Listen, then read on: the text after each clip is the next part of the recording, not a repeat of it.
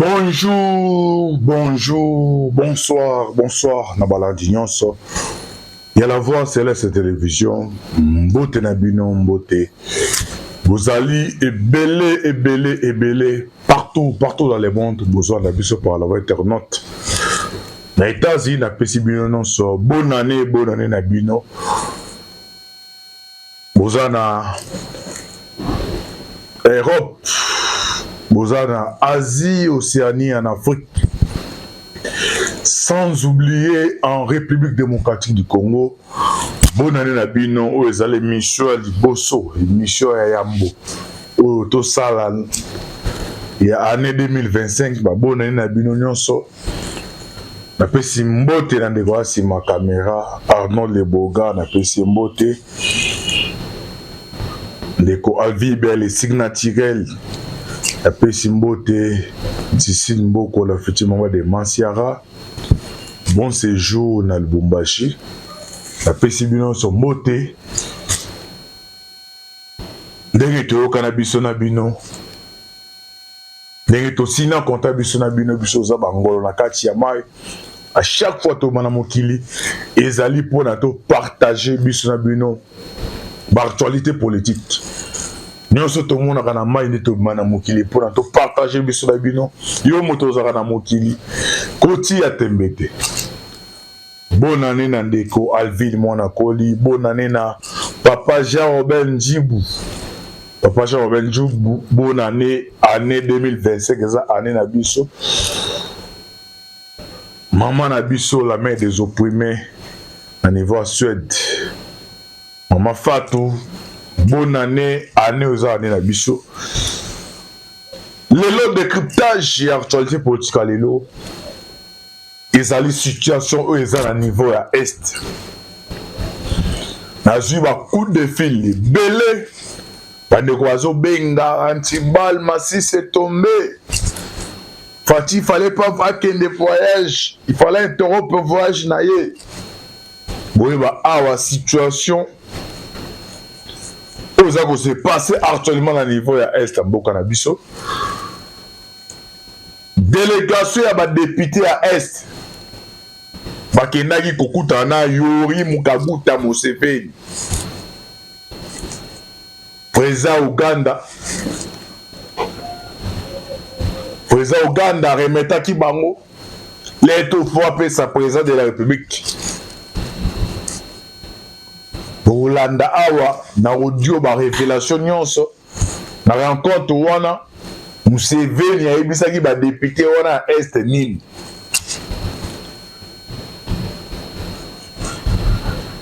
nini esengeli faut ça actuellement pour na ko désamorcer situation na yebisa bino bandeko na ngai président Tshisekedi alobaki guerre eza le tout dernière option pour naye soki processus ya paix esimbité guerre ozala le tout dernière option naye. Est-ce que déjà toza na guerre yango? Est-ce que tokoti na kati ya guerre yango? Est-ce que tokoti na kati ya guerre yango? Boyeba awa est-ce que déjà tokoti na guerre ou pas?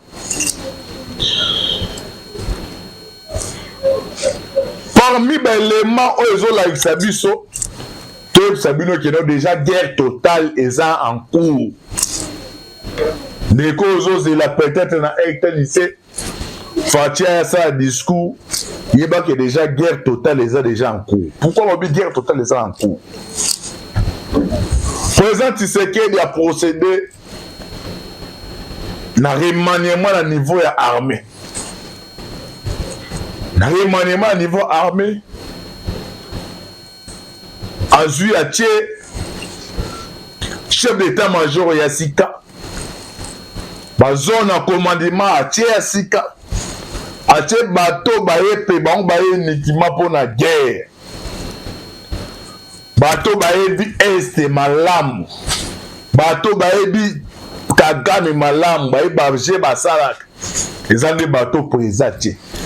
C'est un message où a lancé dans l'opinion internationale, dans l'opinion nationale.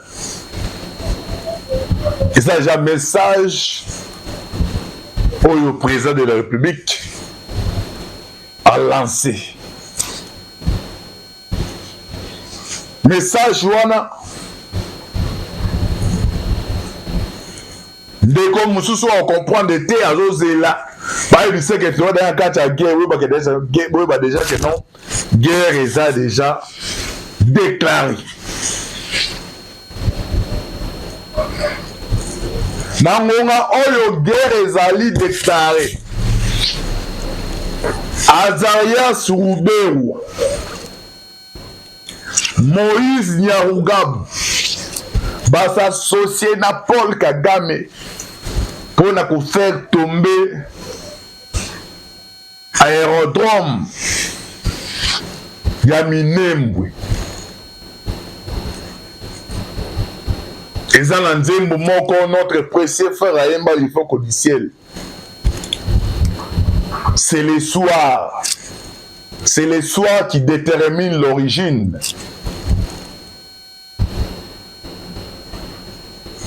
Tout comme il y a Oyo, tous les faces cachées à Kagame. Et babata maka au monde bango tout bakubima. Au monde ils sont en pleine guerre. Kabila bandi ko yamba ba politicien. Donc Kagame a signalé ah je sais que ça sous makambo ko bata maté comme te défendra cause commune moto na motata stratégie naïe. Ozomona bango to ba bata maki. Ko baboya ko s'afficher mais to yebe sarabuna bino ba to tsala tembe.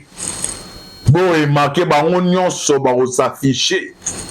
Et ben dit que notre dans la guerre moko totale. Tout ça, guerre mort totale. Azarias Roubeou wana Moïse Nyarugabo a contacté quelqu'un bana mulenge pour faire tomber aérodrome ya Minembwe. Mais félicitations à FARDC na biso.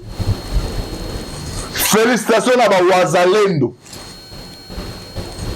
Félicitations à Kotoua et à commandant 3e zone Pacifique Matsunzu.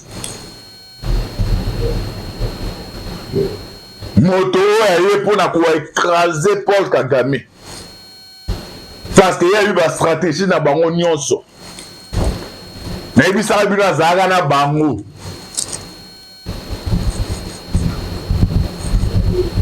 Les Kagame comme coach avant ba idée à trahir descendre à se désolidariser na bango. Kagame a tinaka 2 bataillons pour n'avoir barré mais bayaka 100. Mais nombre bazongaka. Il est là Kagame. Alors Fati comme avec notre na commune na option ya guerre à talatali abifona sala dans trier na lukabele ma ba jonker pour boyo traiter malade ndazo atibango na bise bino jour ba noma ki bango Kagame ko tsari réunion. Alors Moïse Nyarugabo na azao suba ba coach na carte stratégie wana mais FARDC ba répondre ki bango ba pesa ki ba message au Sénégal qui ba pesa. Masisi est tombé et tombaki pour na quelques traîtres au bâtiment qui na niveau ya armée. Mais ndenge na osa l'émission out naza en direct.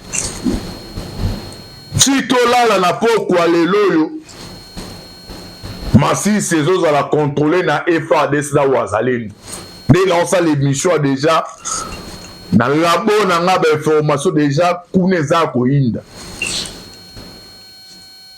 Yozala toujours s'abonner toujours dans la voix céleste dès ce soir. Par exemple, direct canapé, c'est d'abord premier les maquis à Tongo. Si ba poko na ozonga osuna bizano situation ça na masisi. Parce que na ba congolais nyonso bandeko nyonso bolanda ka tolo bato tolo baté.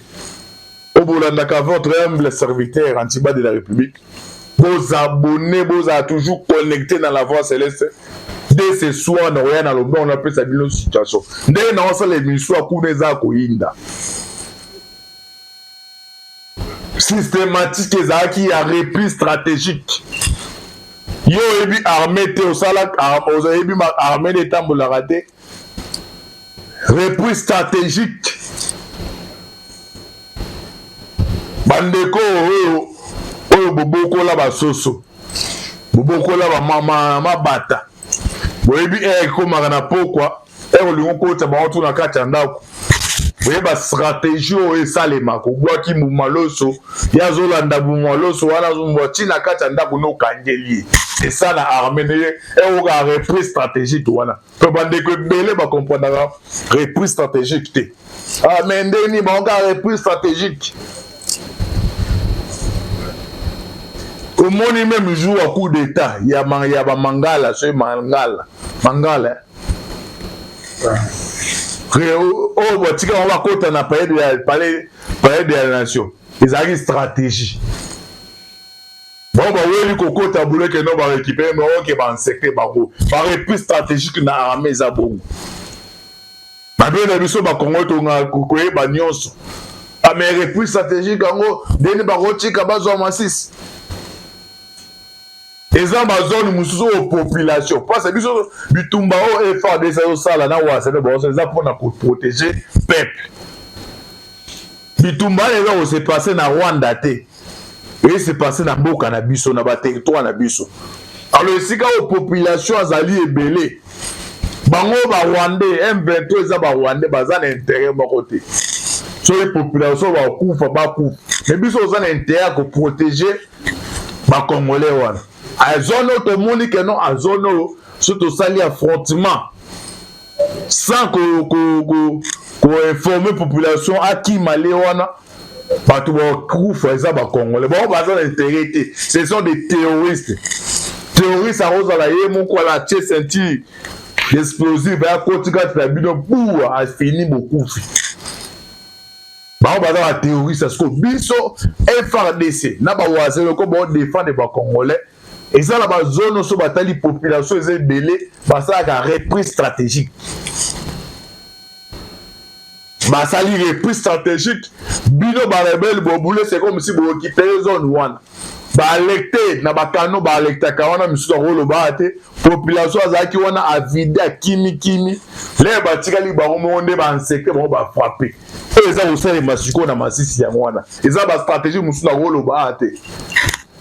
Bandeko bino bombo muso buwa bule guerre oyo guerre ezelo kama sécurité za ba stratégie muso ba lo baraté yo bengi ona kenon moi si c'est tombé bah c'est donc ils a raison wana population za qui est belé alors FARDC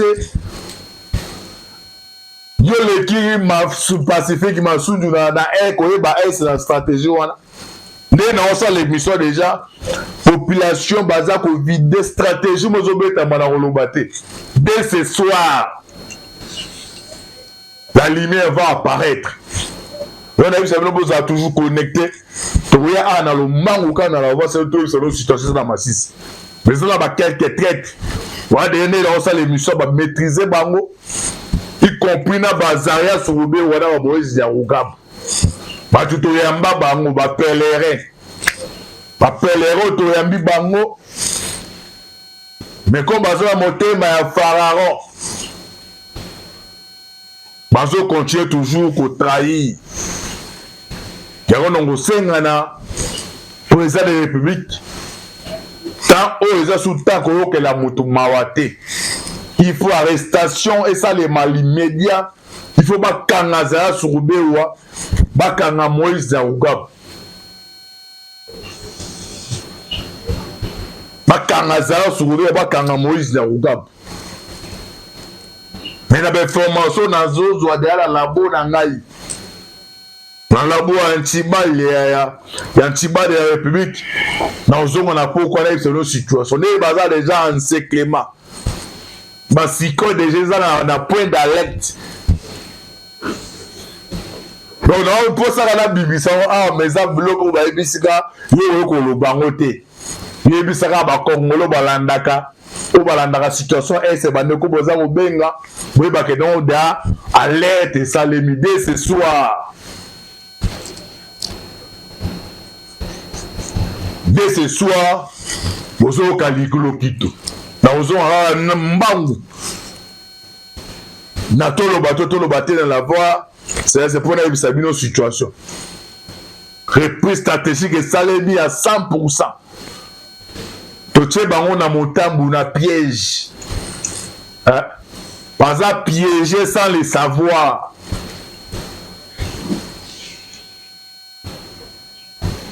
Pas à piéger sans le savoir. Je jouer la communication. Bande ko na ebisa bino chaque fois bande ko na ngai. Bino ba agitateur. Ba agitateur bo comprendre la politique té. Bo comprendre ba situation sécurité ndenge c'est pas ça raté. Terroriste, ça fait la propagande de ma casse. Bazana ba compte oza ba congolais, ba ti compte congolais comme nanga Gelo, comme nanga Arnold, comme nanga Emmanuel. Ako pena comme ba congolais ko aza te pe profil mo elunga ba congolais. OK, c'est un communicateur roi ya Kagame. Donc ya nese ya mitu ozaka ba image. Ezado Kagame atela ngombongo. Mais bateau ba congolais to lo ba combien de fois. Atela ngo budget za bateau baza payer pour na yango. Donc la mukana na tonga kenda na kije wala musala o ya vivaka yango wana. Ils ont monté zone mobe pas monter à jeu atie banani ba MV3 ça les montages pas bois qui na TikTok, a bois qui na WhatsApp. Parce que bois kana WhatsApp a bima comme musique à congolais ba tindele information mbwe. Atindeli yo. Yosko so okuta nous na maturité te na politique, nèg nous a solidité. So il n'est pas solide, yo zotali yango. Yo peut ça les savoir au bandi ko partager au jour au coach na kati ya communication na bango sans les savoir.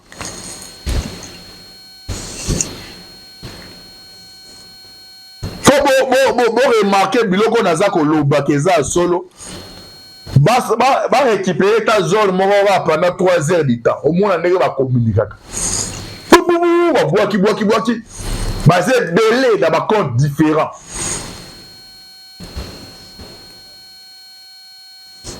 Et c'est ce que l'esprit faible. Il faut partager. Il faut se poser ma question. Nana Tindelio. Ma cambatine de l'ordre et où tu vois, puis source dans vos années. Ah, et tu sais encore ça, biso. Ah, tu n'as pas dit que tu as biso, mais tu as le batine de l'ingénieur. Ouais, c'est qu'à l'ambi à monter. Ils ont un laboratoire bien planifié. Bazana ba monter na kati ya qui je na bango la Kagame ya communication. Ba designer bato ba komaka monter bo papa.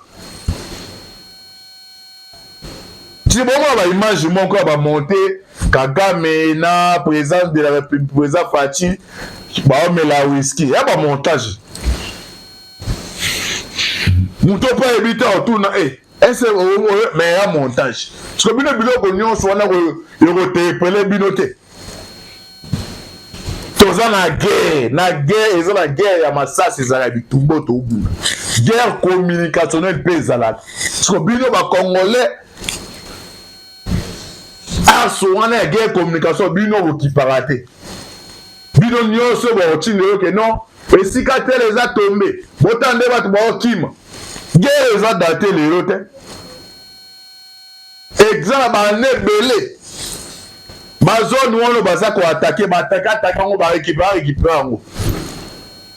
soki bozala bamonte ya makasi yo moni Kagame atie monta mokie mpona biloko wana il a mis des moyens baluka bamonte ya makasi bazwaka masisi wana oyo par exemple etombaka kala bazwi zone mo etombaka kala bazwi bamonte batie babilongi ya wili ngomo azwi babwakeli bino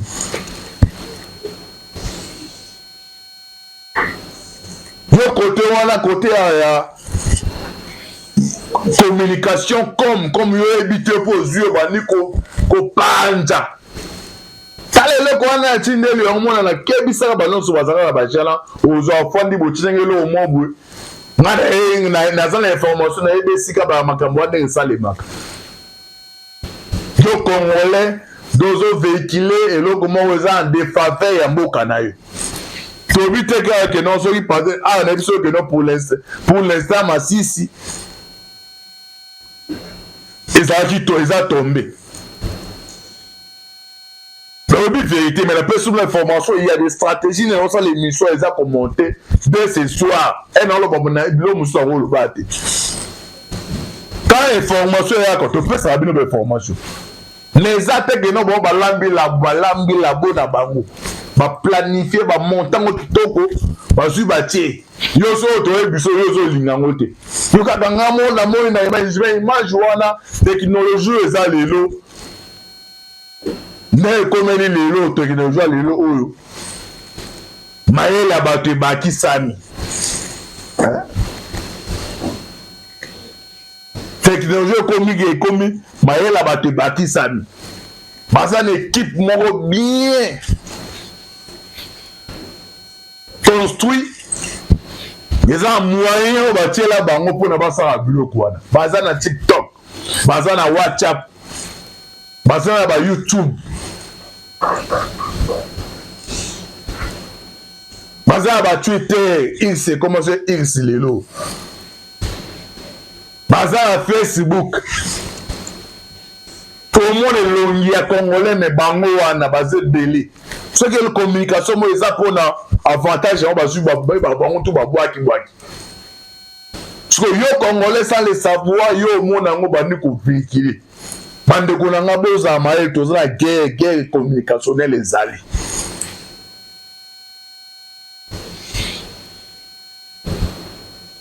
Nazo balancer bino dio na ebisaki bino. Bolanda réalité sur le terrain. Bolanda réalité sur le terrain. Comme ça, tu rezonges. Les beaux gars, attends la minute. Mais ils ont balancé audio 9 minutes. Ils ont balancé audio. Bolanda, ils sont très attentifs. Explication, il y a la deuxième partie. Mais Bolanda, il y a audio.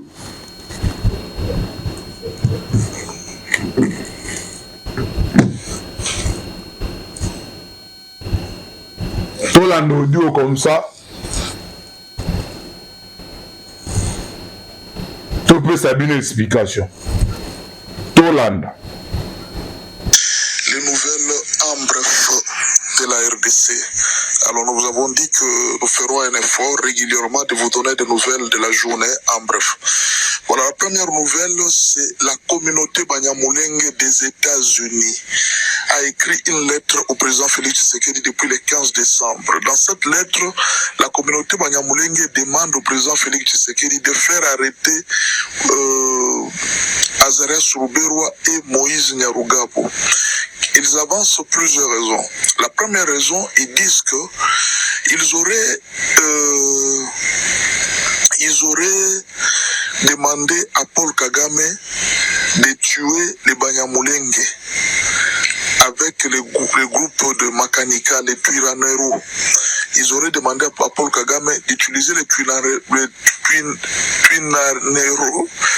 de Makanika pour tuer les Banyamulenge afin qu'on endosse cela dans la tête des FARDC.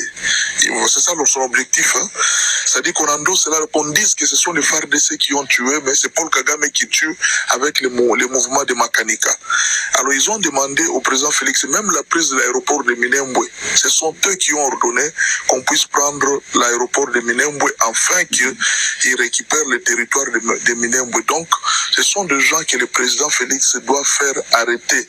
Ils avaient le projet de prendre aussi l'aéroport de Bukavu aussi, l'aéroport de Kavumu.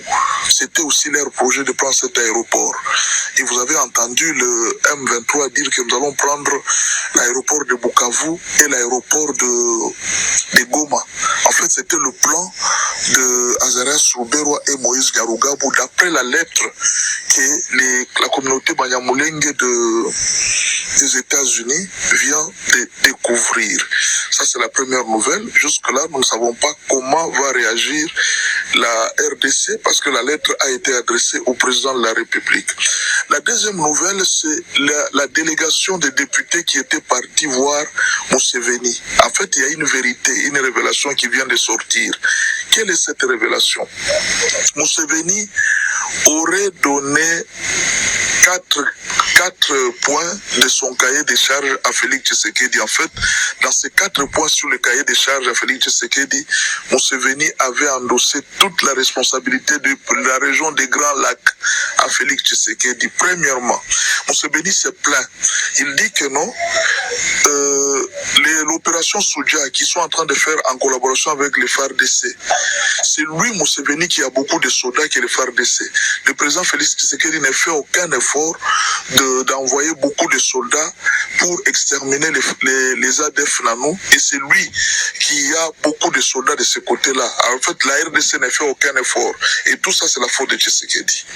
Deuxième faute de Tshisekedi, on lui avait demandé de négocier avec les M23. Tshisekedi aurait refusé de négocier avec les M23.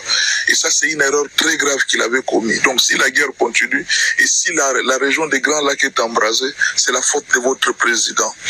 Troisième chose, il dit la plus grande erreur que le président Félix Tshisekedi avait commis, c'était de faire partir l'EAC de la RDC. Parce que si tous les conflits se passent, c'est l'EAC qui doit résoudre tous les problèmes.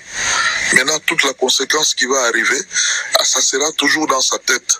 Et je suis très sûr quand les députés étaient partis, vous avez vu, 4 jours, 5 jours après le départ des députés de la part de Museveni, les M23 avaient lancé une grande attaque. Donc, ils étaient sûrs qu'ils vont prendre Butembo, ils étaient aussi sûrs qu'ils vont prendre Goma dans peu de temps. Et Museveni le savait. Et vous avez vu son fils poster quelque chose, c'est qu'il savait qu'ils vont faire ça. Malheureusement, bon, je ne sais pas si c'est... Peut-être que les députés, quand ils sont venus, il paraît même que quand il était en train de parler, il leur parlait en anglais.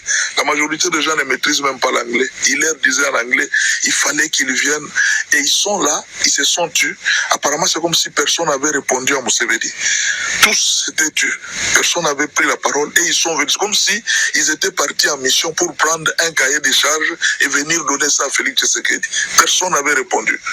Bon, la lettre est arrivée et la réponse, le président Félix a déjà répondu à Museveni. Je pense que Museveni a senti que ce n'est plus un jeu et que la guerre doit être totale. Ou soit si vous êtes fort, vous nous battez, ou alors si nous sommes forts, nous allons vous battre.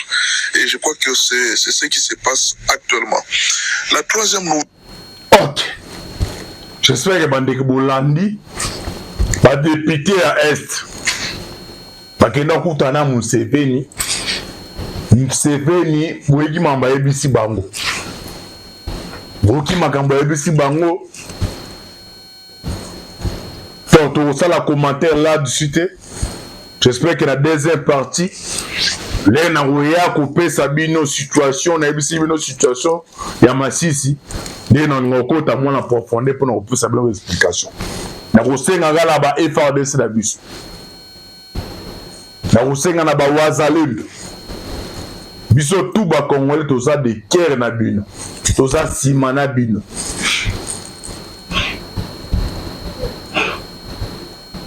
Toko tikalaka ko négocier na ba rebelle wana te. Ndenge président de la République alobaki ata ba komi na porte on a qui musika taba comme na kati ya chambre na porte ya chambre toko tikela ko négocier na bango te il on a obendaka mato eza na ba traître bato bo trahiraka ko mesala ko trahir eloko nyonso eza na ebandeli mpe na suka nango. Année 2025 eza année ya bacongolais.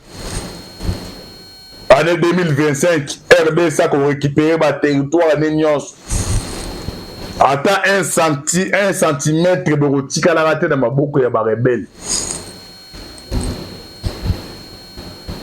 Mais osenga tozala ini situation eza na niveau est oyo eza makambo ya batendance te ongai moto parti politique songolo bakal et ça va toujours ce qui nous unit et plus fort que ce qui nous divise.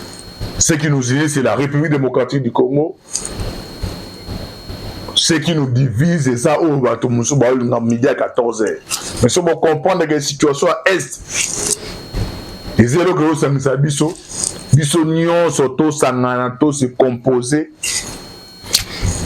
comme corps moko pour défendre patrie na biso plutôt ça sire que notre colombe na bana nzambe nyonso baza Holanda vous continuer à prier to kolonga bitumba oyo quand on a qui na première partie qu'on fait Sabino dessous des cartes oyo vous avez toujours connecté na kozonga pona couper ça ba élément mususu ezaki ndeko na bino antiba de la République nous allons battre la bino affaire à suivre. Ciao.